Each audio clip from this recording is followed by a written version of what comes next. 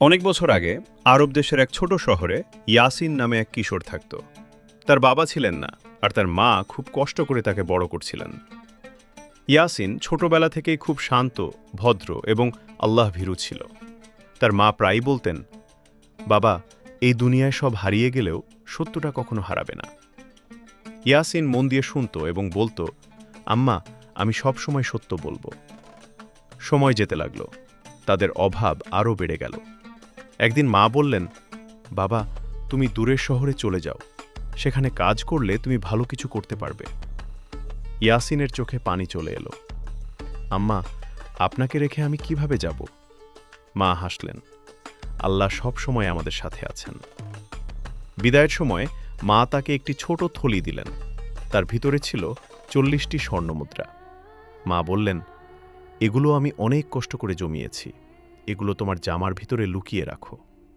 তারপর খুব গুরুত্বপূর্ণ কথা বললেন, যাই হোক না কেন, কখনো মিথ্যা বলবে না।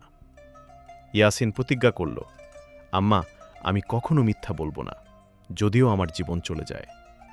মা তাকে জড়িয়ে ধরে কাঁদলেন, আল্লাহ তোমাকে হেফাজত করুন। ইয়াসিন একটি কাফেলার সাথে রওনা দিল। তারা মরুভূমির পথ ধরে চলছিল। দিনে গরম, রাতে ঠান্ডা, কষ্টের যাত্রা। ইয়াসিন মাঝে মাঝে আকাশের দিকে তাকিয়ে দোয়া করত, হে আল্লাহ, আমাকে সঠিক পথে রাখুন। একদিন হঠাৎ, থামো! একদল ভয়ঙ্কর ডাকাত তাদের ঘিরে ফেলল। সবাই ভয়ে কাঁপতে লাগল। ডাকাতরা চিৎকার করে বলল, যার যা আছে বের কর। একজন ডাকাত ইয়াসিনের কাছে এসে বলল, এই ছেলে, তোর কাছে কি আছে? ইয়াসিন একদম শান্তভাবে বলল, আমার কাছে 40টি স্বর্ণমুদ্রা আছে। ডাকাত হেসে ফেলল, মিথ্যা বলছিস, এত ছোট ছেলে। ইয়াসিন বলল, না, আমি সত্য বলছি। তারা তাকে তাদের নেতার কাছে নিয়ে গেল। নেতা কঠিন গলায় বলল, তুই কি বুঝিস আমরা কারা?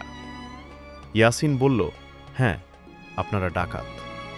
নেতা বলল, তবুও তুই সত্য বলছিস? ইয়াসিন উত্তর দিল, কারণ আল্লাহ সব দেখেন। নেতা অবাক হয়ে গেল। সে বলল, তোর ভয় লাগছে না? ইয়াসিন বলল, আমার ভয় লাগে শুধু আল্লাহকে। নেতা বলল, তুই মিথ্যা বললে আমরা জানতেই পারতাম না। ইয়াসিন শান্তভাবে বলল, আমি আমার মায়ের কথা ভাঙতে পারি না। এই কথা শুনে ডাকাত নেতার চোখে পানি চলে এলো। সে আকাশের দিকে তাকিয়ে বলল, হে আল্লাহ, আমি এত বছর ধরে গুনাহ করছি, আর এই ছোট ছেলে সত্য ধরে রেখেছে। সে তার সঙ্গীদের বলল, আজ থেকে আমরা এই পথ ছেড়ে দেব। সব ডাকাত অবাক হয়ে গেল, কিন্তু ধীরে ধীরে তারা সবাই তওবা করল।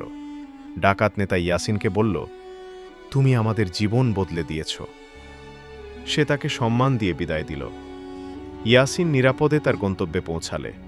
সে জ্ঞান অর্জন করল, ইসলাম শিখল এবং একসময় একজন বড় আলেম হয়ে গেল। একটি ছোট ছেলের সততা শুধু তার জীবনই না, অনেক মানুষের জীবন বদলে দিয়েছিল। সবসময় সত্য বলো এবং আল্লাহকে ভয় করো, তাহলেই সফলতা আসবে। Like, share, subscribe for more interesting videos.